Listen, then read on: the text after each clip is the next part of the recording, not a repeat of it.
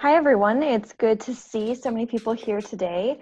I'm Ariel Curry. I'm the editor of the Corwin Teaching Essentials list. I met Serena a couple years ago, and I was immediately impressed with her expertise and her deep knowledge about what really works in the classroom. I absolutely loved working with her on her book, Real Talk About Classroom Management, which just published a few months ago, and we'll hear more about today. I especially enjoyed reading all of her relatable stories, and again, I'm sure we'll hear some of those today, but you are in for a huge treat. After several years in the classroom, Serena now works helping to prepare new teachers for the classroom, and there's no one better I can think of to do so. So please join me in welcoming Serena Pariser today. Hi, everyone, and thank you so much for having me. I am so excited about this session tonight and to share with you what has worked over and over again in the classroom.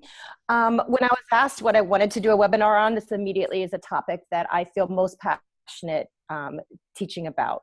I've always kind of worked with the hardest student populations, and I've managed to figure out ways to connect with those hard to reach students. So I'd like to, for the next 45 or 50 minutes, share with you strategies that have worked. Before we begin, I want to go over the webinar goals. I have 4 goals in mind. Goal number 1 of the next 45 minutes is to learn ways to motivate your seemingly lazy students. And I particularly said lazy students because that's what we do hear ourselves saying about students. Unfortunately, sometimes when we're at the point of frustration, we might hear colleagues say it, we might hear other students say it. But I want to dig deep a little bit with you and show you that there's something more going on underneath the surface, and it's probably not just laziness. The second goal is easy and practical strategies for connecting with the tough students in your class. And these are strategies that you can actually use tomorrow up until the end of the school year in your classroom. You do not have to wait till next year to start using these strategies. The third goal is, this is actually one of my favorites. I did spend a couple years substitute teaching in between, different teaching assignments. And I came up with a system that worked with every single classroom I subbed in or covered a colleague's class in, grades K through 12, where the students were doing the work, having fun with each other, staying on task. And it's an easy, simple system you can use when you're covering your colleagues' classrooms, if you're a substitute, if you have a long-term sub position, but it can work in almost every classroom. And I'll share that with you. It's so simple. And then we're going to end today on practical and transferable strategies to use in your classroom tomorrow. So I'll sprinkle a few of them in the next 45 minutes. Okay. So let's get started. Before we go into the first webinar goal, if you want to connect with me, there's a couple of different ways to do this. So I have a blog where I've written articles from anything that discusses critical thinking, how to get students to think critically in your classroom. I have articles on different topics such as goal setting, but using social support. So the students actually use each other to keep themselves accountable and track their progress with their goals. And this isn't just academic goals. We're talking about teaching the whole student. And I also have articles on making your life easier as far as grading, how to get higher quality work given to you to make your grading life easier. And I walk you through how to do that in a few articles. So if you want to get those articles and then I write one, they'll shoot through to your email, you can also sign up on my blog. The other thing is you can sign up on my Facebook, Twitter, and then if you ever have a question, you can also just email me. Okay, so I want to back up a second and talk about my story. Why am I the one giving this webinar? What's my history? This picture kind of represents my first year teaching. I remember that year so vividly. If any of you are in your first year, you're going to remember this year. And this is pretty much what my classroom looked like in my memory every day. I remember not wanting to come out of my classroom sometimes at 3:30 when school ended because when the students left the classroom, all I wanted to do was cry because I felt so defeated. I was hired to teach 6th grade math in a charter school. I had an English teaching credential, but back then, before No Child Left Behind, a credentialed teacher was a credentialed teacher. So the thought was that if I was college educated, I could learn how to teach sixth grade math. But knowing sixth grade math and teaching sixth grade math are two completely different things. I can confidently say now that I don't think I couldn't teach sixth grade math. And therefore, my class was pretty much, I would say, out of control. I remember not wanting to come out of my room after I'd been crying, and this happened a couple times a week because the parents of my students would be outside, with talking to different teachers. And I thought, I have to save face. If I came out of the classroom and they could tell I was crying, they're never going to respect me. And I had looked so young back then. I think I was about 21 years old. So I was really I wouldn't even say treading water. I was fighting to survive every day. And this continued for a few years. I always worked in the toughest schools, and I was kind of jotting down here before, why did I pick the toughest schools? I think I was excited that someone actually gave me a job. We come out of college and, we apply for all these jobs, and we think if someone wants to hire us for their school, then they really trust that we can handle the classroom. And that's where a lot of first-year teachers find themselves. But I also think that this is one of the best ways to learn. We learn what doesn't work by experiencing what doesn't work. And then things started to quickly change. So this was, I later transitioned into 8th grade and 9th grade English, and this was about 3 years later. The picture on the right is when I finally learned how to have students teaching students. These were, it was before a test or quiz, and the students were teaching each other concepts. And I'm not in this picture. There is not an adult in this picture. I was in the back of the room, and you see how eager the students are to learn. On the left, we're reading a class novel. Those are 9th grade students sitting on the floor. We're all kind of at each other's level. We're discussing questions in the novel. I believe we were reading Night by Elie Wiesel. And that was the year I got Teacher of the Year at my school. So I was really honored and humbled to win that award. And what that kind of told me was that something I was doing was working with the students. These pictures look drastically different from year one. So what happened after that is I started doing some international consulting after about my 8th or 9th year in the classroom.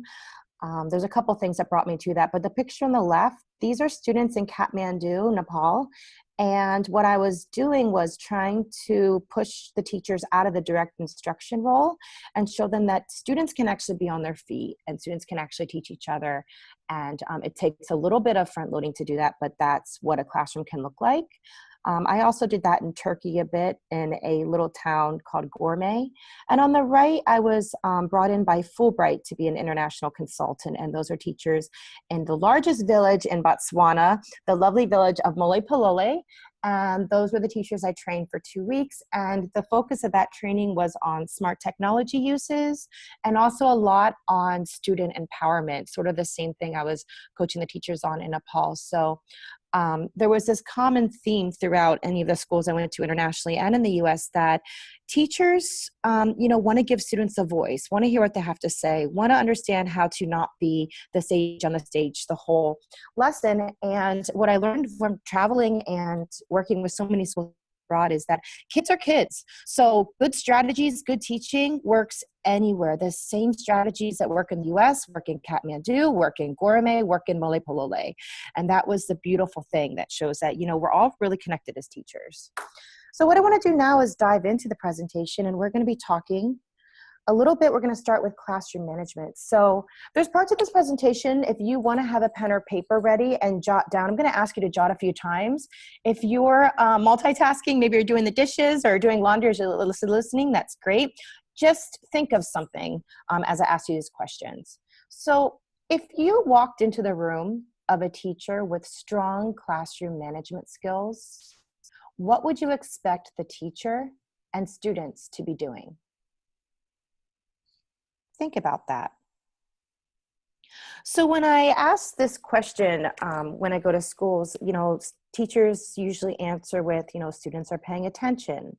Students are following directions. Students are using respectful language. Students are speaking at appropriate times. And then, I flip it to, well, what's the teacher doing? And most people answer, most of the teachers say, well, the teacher's not sitting at their desk, the teacher's walking around the room, the teacher's working with the students, the teacher's helping, then the teacher's really with it or aware of the behaviors going on in the classroom. And sometimes I get answers like, well, the students are collaborating and they're working with each other. And that's more of the track I want to go on.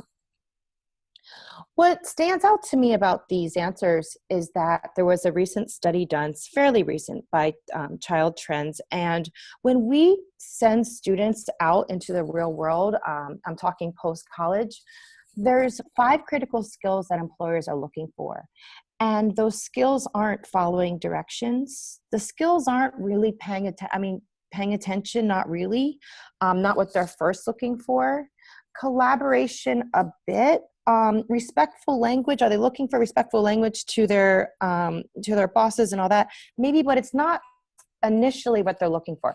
And what they're looking for are things like, I have them in red here, social skills, communication skills, higher order thinking skills. So those of you familiar with Bloom's levels, that would be, 3 and above.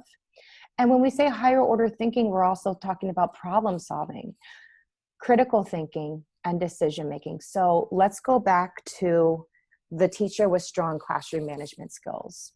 The teacher with strong classroom management skills, we traditionally think of the teacher in front talking, students listening, taking notes, maybe asking questions. But are we teaching the students social skills in the classroom? And I'm talking any grade from K through 12. This is not just elementary, middle school. Are we teaching students communication skills? So in the classroom, if students have a problem or minor conflict, it's going to happen. Do you have to solve anything, or are the students actually learning how to do this themselves? Students, are they thinking critically? Are they learning how to do that in our classrooms? Are they solving problems themselves, and they're making decisions themselves? So this is the basis for the presentation, that we're going to take and shift our mindset of what is classroom management that we need for tomorrow's jobs, really. So here's another quick jot. I want you to think or jot down, if you're actually doing this with paper and pencil, describe the behaviors of the most difficult student in your class this year or past years, and what interventions have you tried and did they work? So if you can't think of a difficult student, you're probably the luckiest teacher in the world, but try really hard. One student, jot down maybe 2 or 3 behaviors, observable behaviors. So, doesn't do work, I guess that could be observable, but doesn't want to learn, that wouldn't be observable. Something that you noticed, and then what have you tried and did it work? So I'll give you about 10 seconds to do that.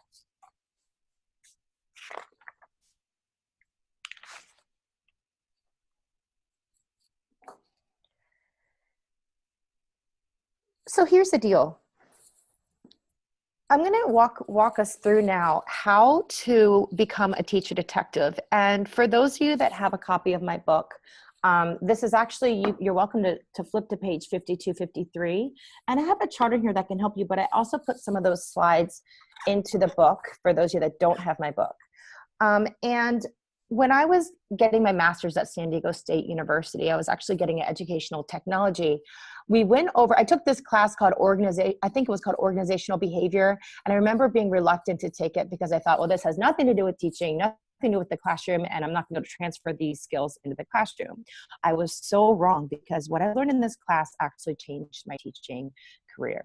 And we read a book called Analyzing Performance Problems. And we learned that systematically in an organization, there are 3 reasons why human beings won't perform, pretty much. Now, it can be more than, well, it's usually 1 out of the 3. It can be more than 1, but what we do as a teacher is we have to be a detective and figure out what's the biggest barrier of why that student isn't performing. So I took this concept and then I brought it to my classroom. So when students weren't doing work, I thought, is it skills knowledge?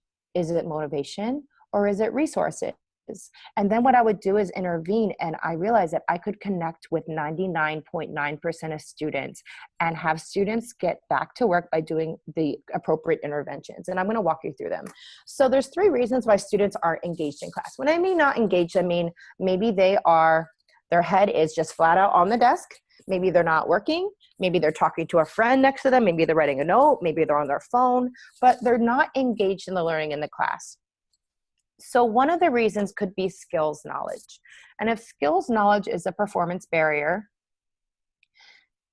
the student actually doesn't have the skill or knowledge to complete the task. And the way I think of this is if you had a bucket of ice cold water and you had it above the student's head. Now, we're not really going to do this, but this is a really great way to remember. If you had it above the student's head and you said, either I'd like you to do this work, or this cold bucket of ice cold water comes pouring on your head and the student still doesn't do the work because they don't know how, that means that's a skills knowledge deficit.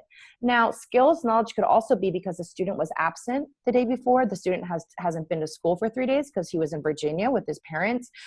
Or it could be the student wasn't paying attention, or maybe the student just learns at a different rate than others. But if skills knowledge is the barrier, is because they can't do it because they don't have the skill.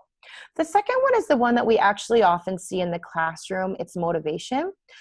And motivation is a really broad term, so I'm going to narrow it down a little bit. If motivation is the performance barrier, the student might know how to do the work, but they don't have a reason motivating enough to do the work or task. And I'm going to break it down even further.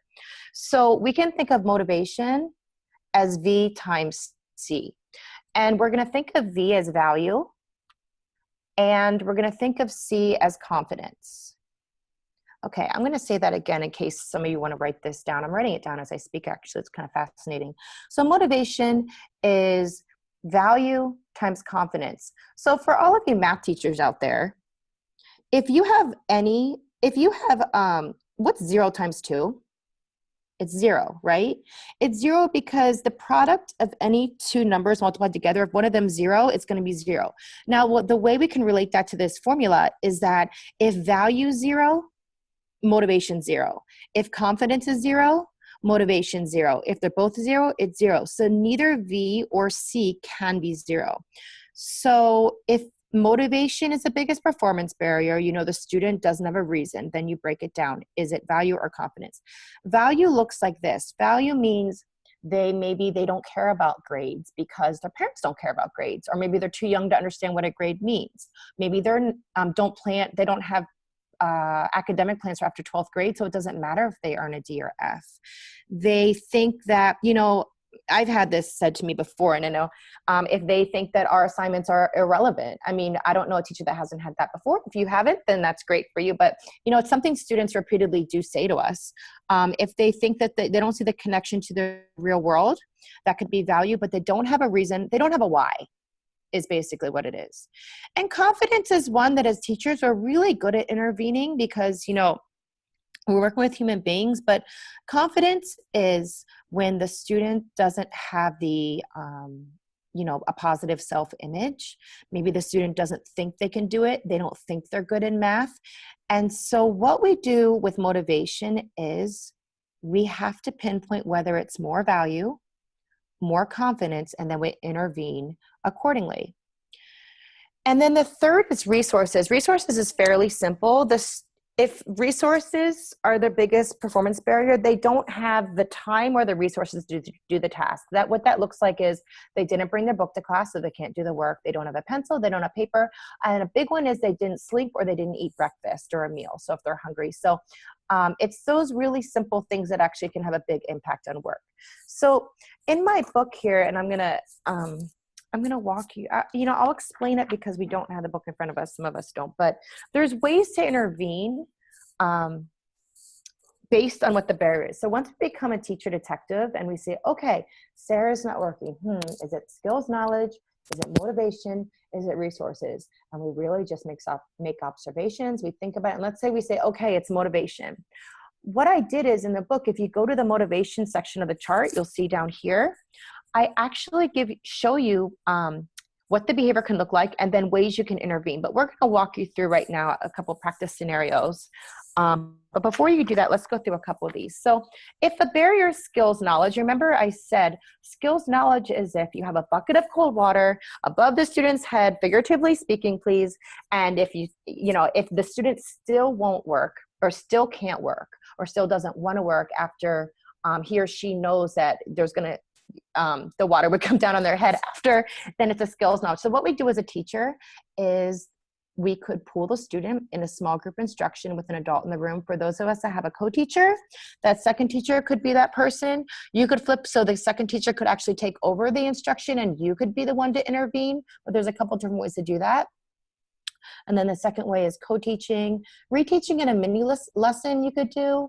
You could have students reteach each other difficult concepts in student small ed groups. You know, if a student does have an IEP, then that could be something you work with the case manager, or you know, the school psych, you could work with a co-teacher. You could sign that student up for tutoring.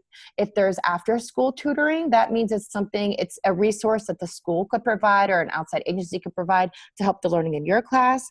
You could increase collaboration in your lessons. Maybe you have a lot of interpersonal learners in your classroom. So if you're not doing all the instruction, the students could actually learn by working with each other. And then the bottom one I love is, you know, more informal check for understandings in your lesson. So maybe you put in your lesson plans, you know, every 10 minutes there's a little check for understanding. There's a little, you know, a thumbs up if you understand, you know, turn and talk to your neighbor and go over, you know, this practice problem, something like that. So you can really be the detective in knowing when your students don't understand if it's skills knowledge. Okay, so let's go to motivation. Motivation, I did say that it was value times competence. So on the third column of the chart, the interventions for both value and competence are mixed together, and we can figure out what's what.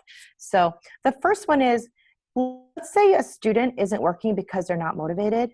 Well, if they don't have value in the assignment, what if you add a competitive aspect to the lesson?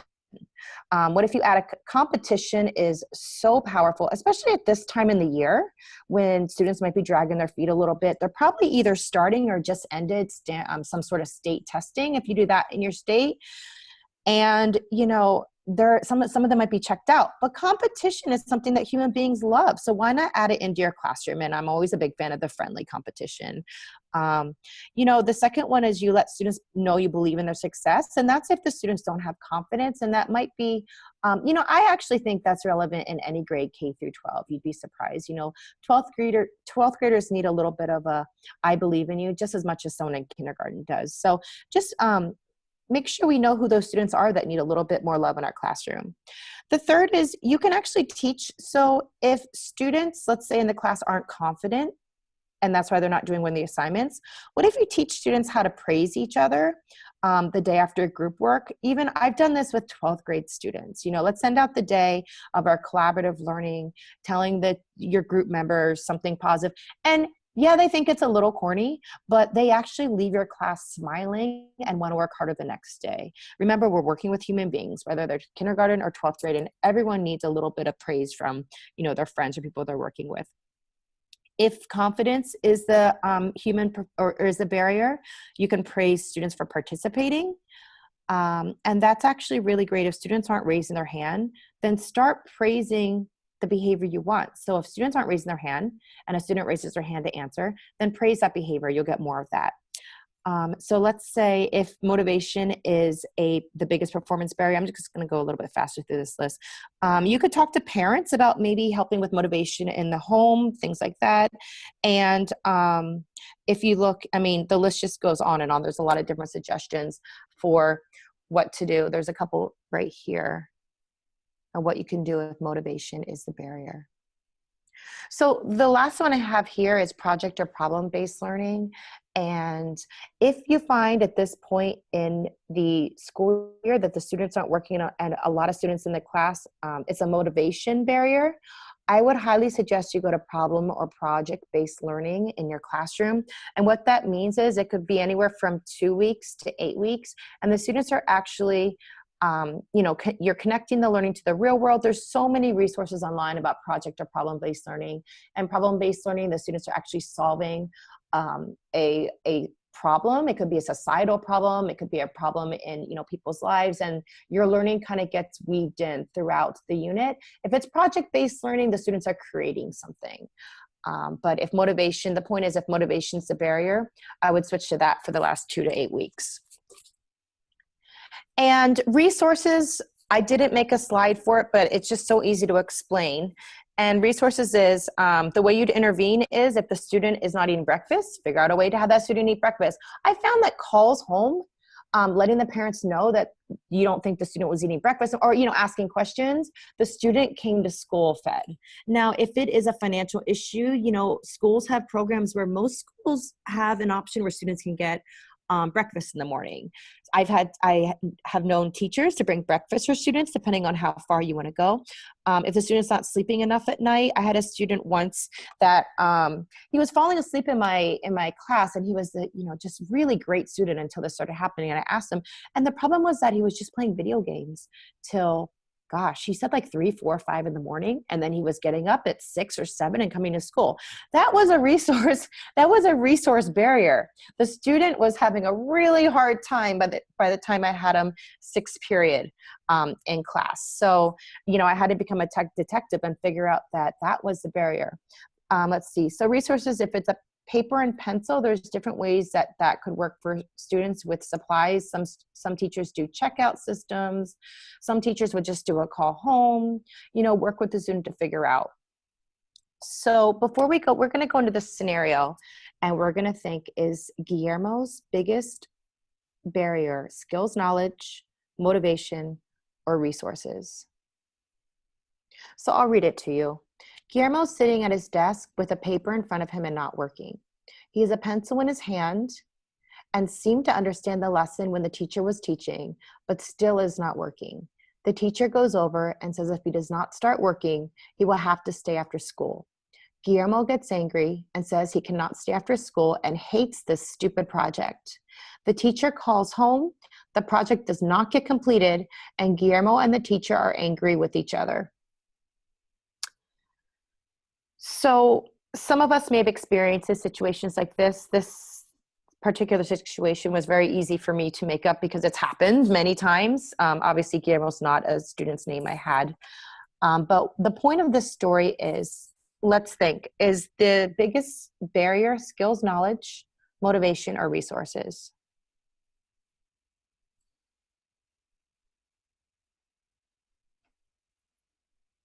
Okay, I'm going to metacognate and think out loud here. So skills, knowledge, let's see. Does it seem like if we had a bucket of ice cold water over Guillermo's head, could he do the work? I don't know. The fact that he gets angry so fast is interesting. I think it might be skills, knowledge. Now motivation, let's see. Value. Okay, so it's probably not value, or it could be value, because the teacher called home and the project still doesn't get completed. So I'm not sure if the parents and Guillermo, what kind of relationship is there. But Guillermo's angry that he can't do it. That's the biggest indicator to me that it's probably skills, knowledge. He does call the project stupid, which means which means that he might not see value in it. Here's what I'm going to do. I'm going to target skills, knowledge first, and then see if that would work. So I would look at skills, knowledge, and we said that skills, knowledge means that, a student would be in small group instruction. So maybe my co-teacher or myself, or maybe paraprofessional would reteach the concept, maybe work with him a little bit on the project. I could reteach something in a mini lesson to Guillermo. I could pull him into a small group. I'm looking down at this list. I could, if the work required some sort of skills, maybe there's tutoring he could have in the classroom or outside services. Maybe it would benefit him to work with somebody else. These are all skills, knowledge. And maybe a more check for understandings with Guillermo. So if I intervene with skills, knowledge, and it didn't work, so I pull Guillermo in small group, he works with the co-teacher, we're doing all this stuff, and he seems like he actually gets some material and it doesn't work, then all I do is I go on to motivation. So I go on to value, and then if that doesn't work, and then I would go on to the interventions for confidence. And you'll most likely get Guillermo to start working. So here's what the interventions would look. If I would think that Guillermo's performance barrier is skills, knowledge, and I actually think it would be skills, knowledge, I would try small group instruction, reteaching mini lesson, peer teaching, tutoring. He should start working at that point. If that still doesn't work, like I said before, I would then target motivation. So maybe I'd add a competitive edge somehow. Maybe he would go on a behavior contract. There's a chapter in my book about behavior contracts. You can find some resources online, but maybe he needs that as to add some value. Maybe I increase parent communication.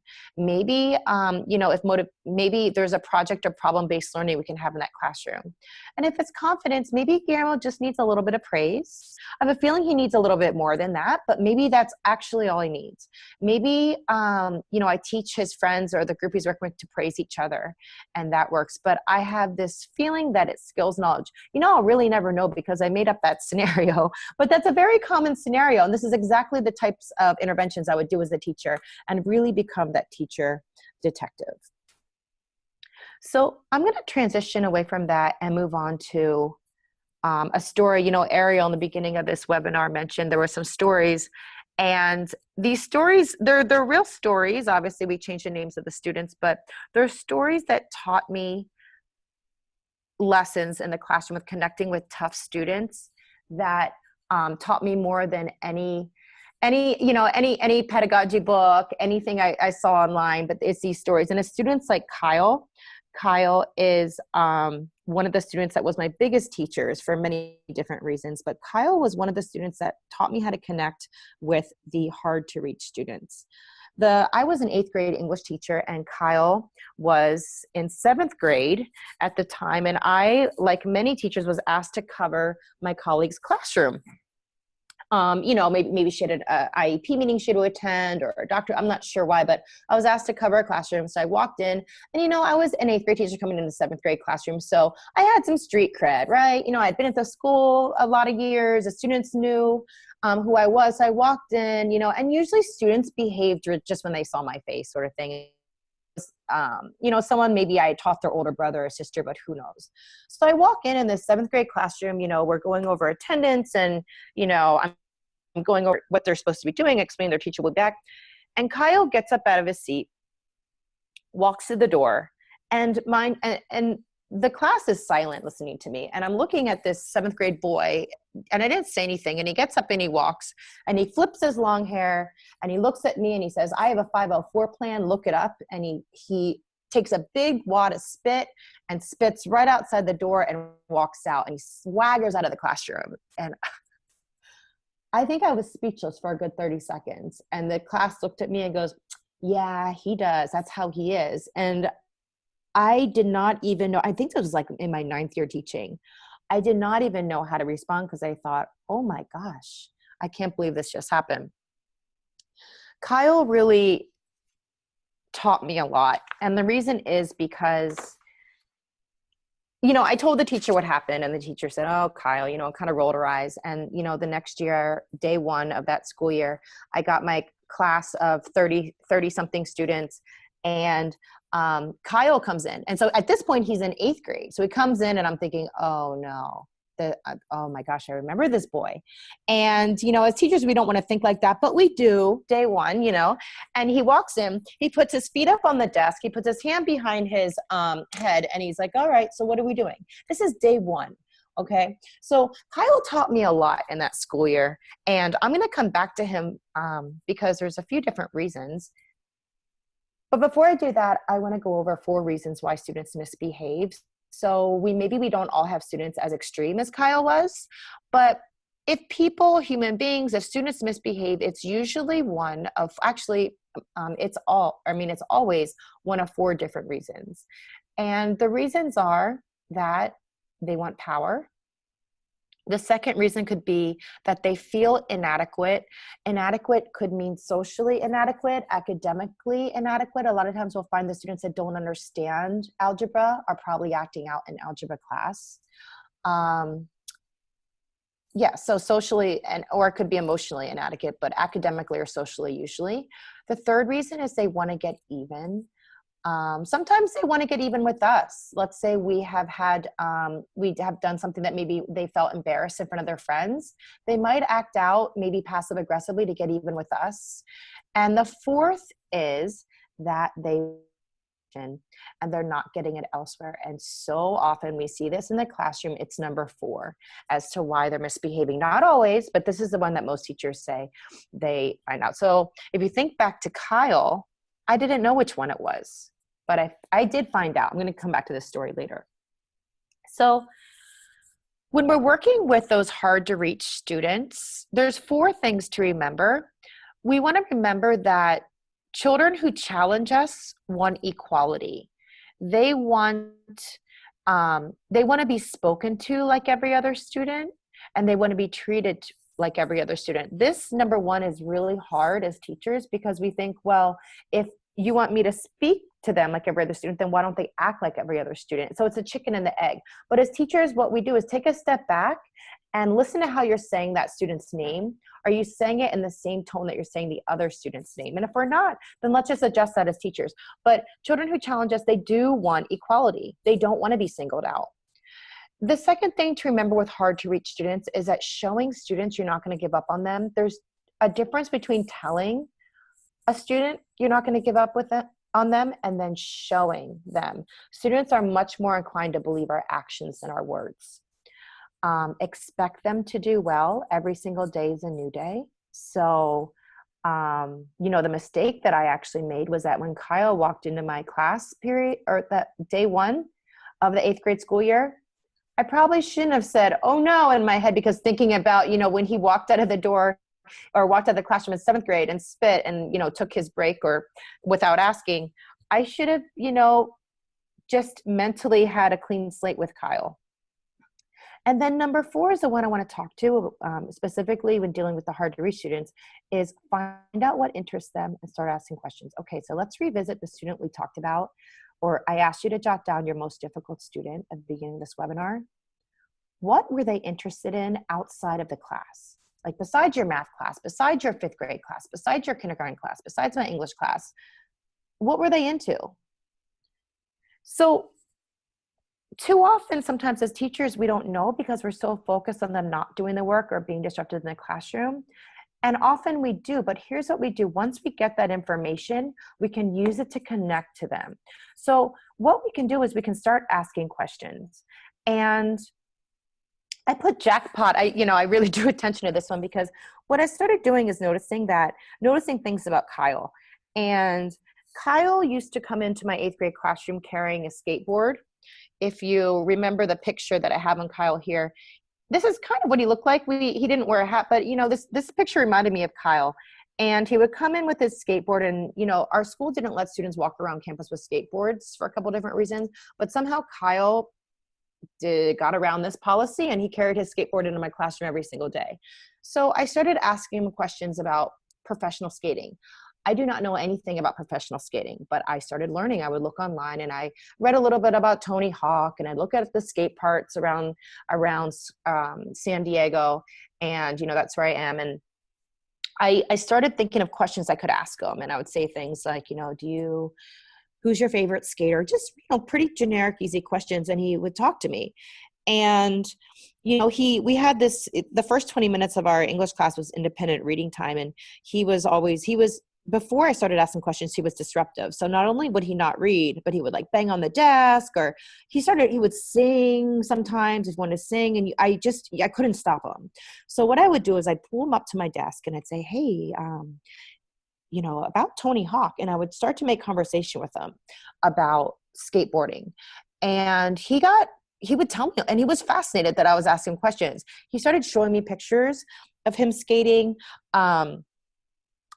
things like that. And before you know it, I started printing out articles about, debates on for and against skateboarding. And he started reading those skateboarding articles during independent reading time. So it took a couple of days of me asking questions, and then he became interested. And this is how Kyle and I kind of grew close. He started showing me pictures of himself doing flips and things like that on the skateboard. And you know what? Kyle was really good at skateboarding.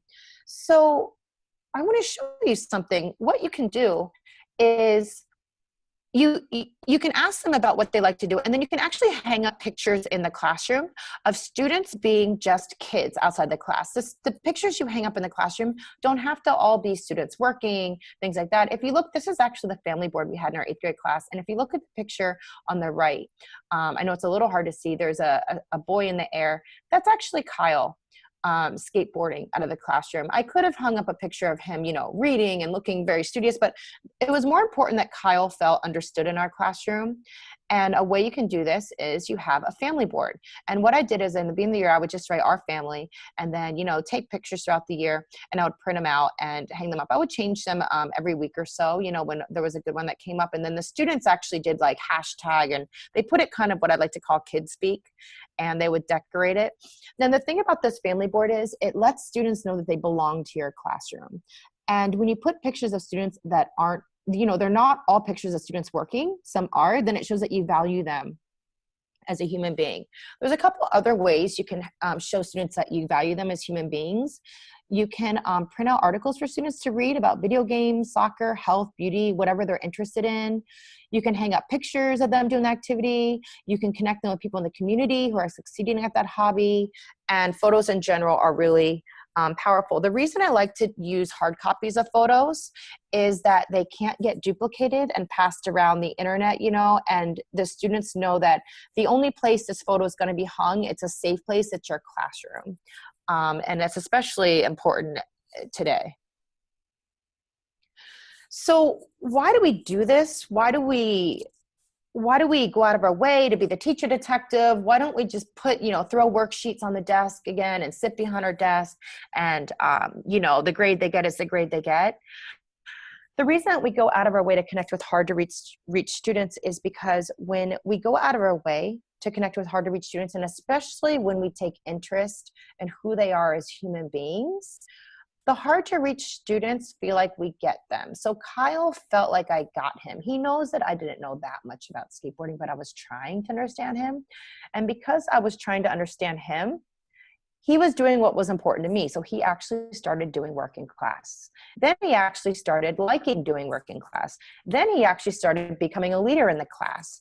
So the step that I wanted to really hit home with for this second part is that in order to connect with the hard to reach students, figure out who they are as human beings, ask questions, and figure out who are they more than a student in your classroom, because just connecting with them on a student level isn't working for some reason.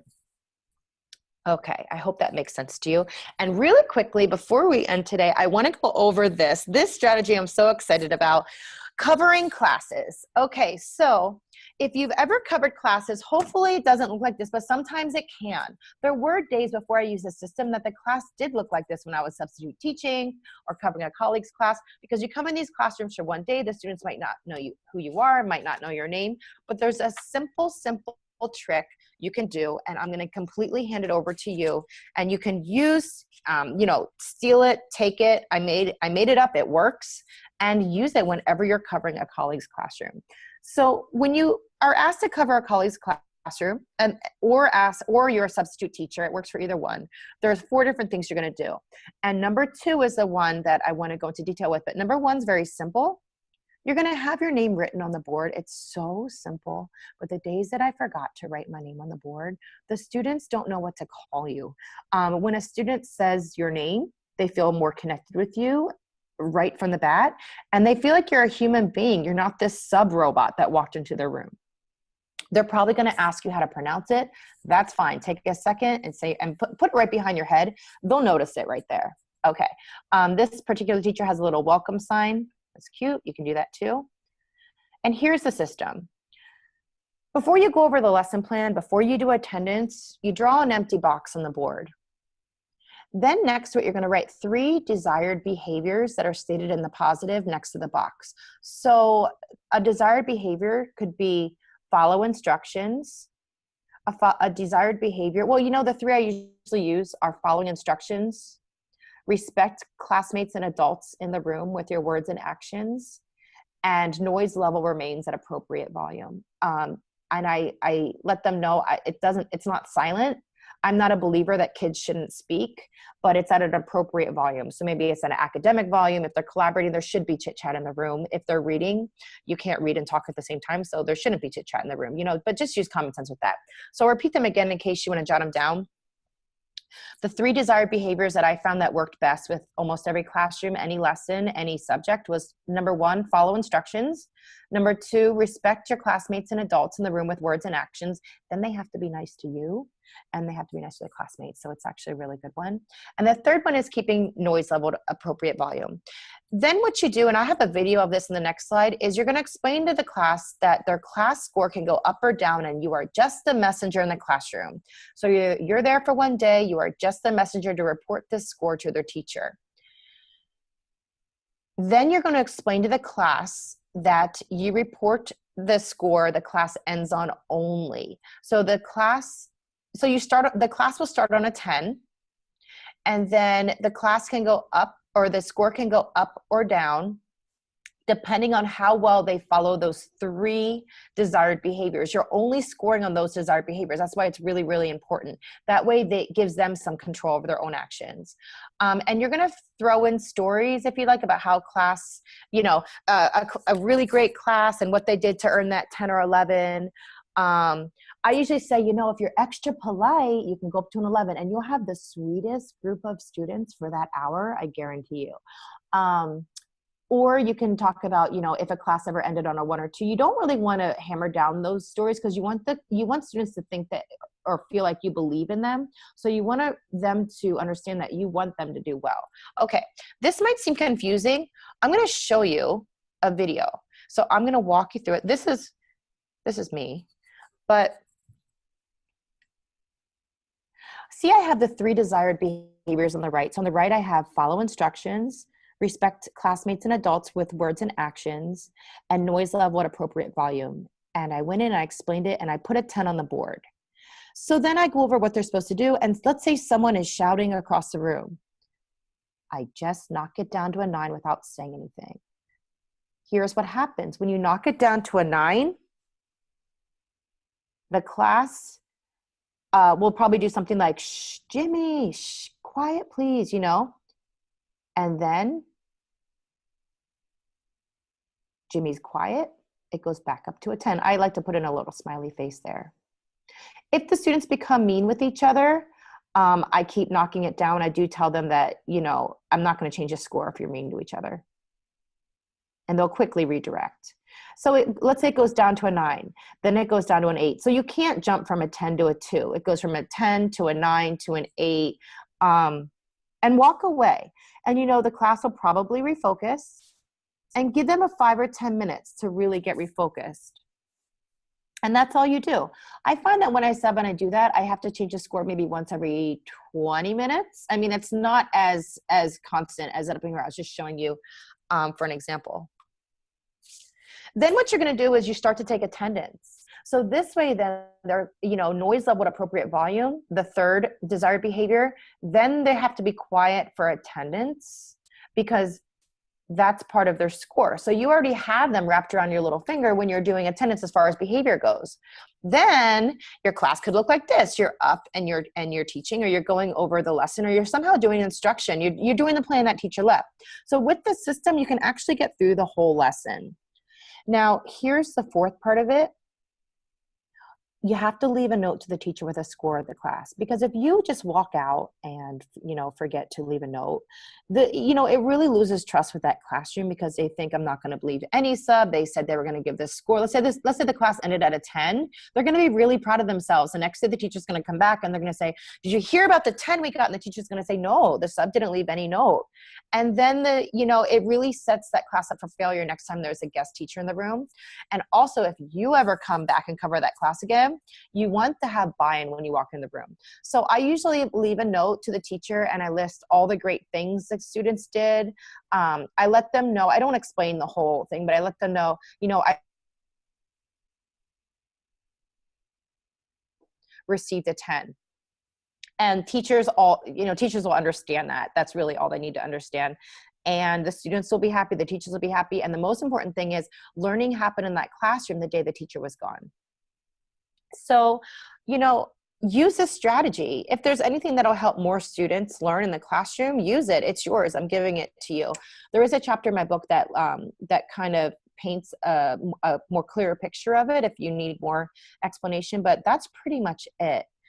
So now that we're coming to the end of the webinar, I want to circle back to think about everything we learned about in the last 45 minutes. Think about, connecting with hard to reach students, thinking about finding out what they're interested in, think about family boards, think about the barriers to human performance, was it skills knowledge? Is it motivation? Is it resources? Think about, intervening appropriately. And what strategy could you try with that student that you thought about, your most difficult student? Is there something new you could try based on what you learned in the past 45 minutes? And now let's think about the strategy that maybe we tried with this student and it didn't work.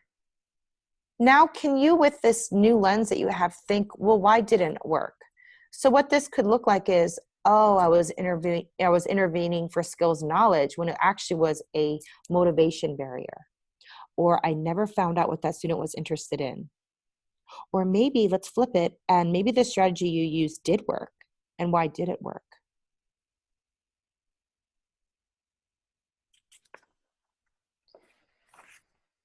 So why do we do all of this? If we ever known anyone that's been fired from a job, I'm not talking about, position eliminated. I'm talking about flat out fired, asked not to come back for a job. It's probably because of inadequate social skills. So it's more important today than ever to think of ourselves as connecting with those hard to reach students, think of ourselves, think of our classroom management styles differently, setting our students' success up for the jobs of tomorrow, and really making sure that we give our students every opportunity to succeed in life. I want to thank you for what you do. You have the most important job in the world. And, classroom management should be about building our students up. We think of managing by controlling, but it's not. Classroom management shouldn't be about breaking them down. Our students should leave us a little better than they came to us.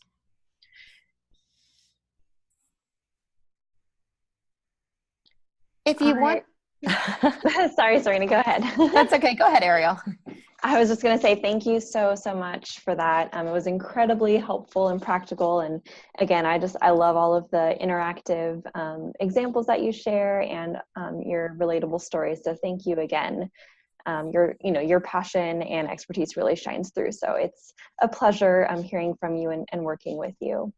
So for those of you who don't have Serena's book, you can get it on our website, corwin.com, and you'll see that we have a 20% discount available for you. It's already on the website automatically for you, so you'll see that there. And I believe we did have some questions, so I'll hand it over to Jeff, I think, to handle the questions. Hi, I do have some questions. Here's the first one. When you are researching why students are unengaged, is the issue sometimes a mix of the three engagement reasons, or does the disengaged student usually fall into one category? Oh, good question. Yes, it actually is usually a mix. And that was one of the questions I had, because you'd say, oh, it's all of them. Of course, everything. But what we do when we become a teacher detective is we have to figure out what's the biggest barrier and start there. Very specific interventions. Terrific. I have another question. The family board sounds very interesting. Okay. But I teach 4 different classes daily in the same classroom.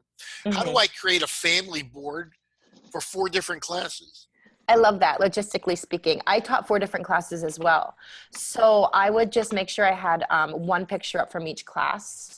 And because of my size of my room, I only had room for one board. So I would just have a family board.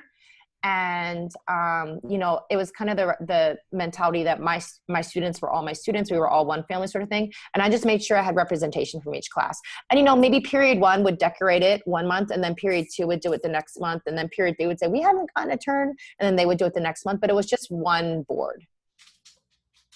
Thank you. I have another question. I have a student that defines all the reasons. His go-to saying when disciplined is that he doesn't care.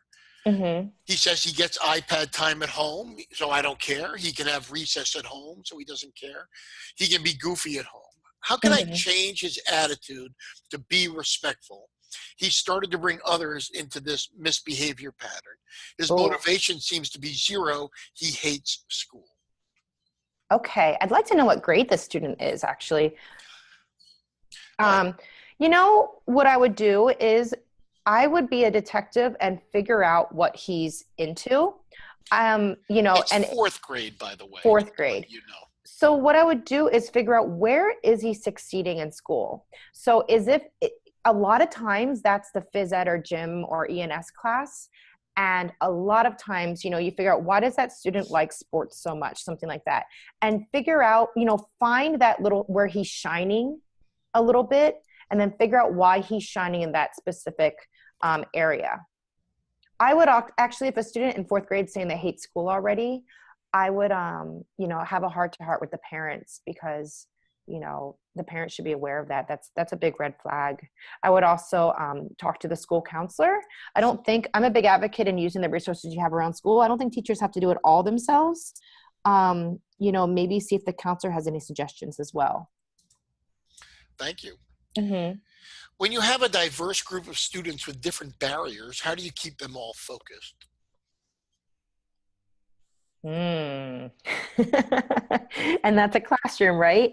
So, you know, the first thing I would do is look at the curriculum, make sure the curriculum's relevant, engaging, exciting, and that'll extinguish a lot of behavior management issues. And then for the three barriers, you know, look at the students that still aren't engaged in learning. Maybe it's a handful in the classroom. I would start to intervene one at a time. You know, a lot of times it's not a big detective, it's not an extensive detective work. What is it? It's just a, you know, 1 or 2 second decision you make. So maybe he needs a piece of paper or a pencil or something like that. But if it's a big classroom of students where a lot aren't participating, look at the curriculum. Thank you. And one last question. When one student keeps talking out, do you Yeah. knock down the score and punish the whole class? So when you were giving 10s and 9s and back up to 10, Okay. when one student acts out, do you knock down the score for the whole class? There's 2 parts to this. In my regular classroom, no. As a sub, I do. Because that student, if they're going to do that with a sub there, they're probably, you know, like, they're probably not the first time they've been doing it. Peer pressure works really well to get the students, you know, on task as a substitute teacher, but it is not fair to the class, you know, every day. For one day, yes, I do it. You know, and that's a personal decision I make, and it's worked.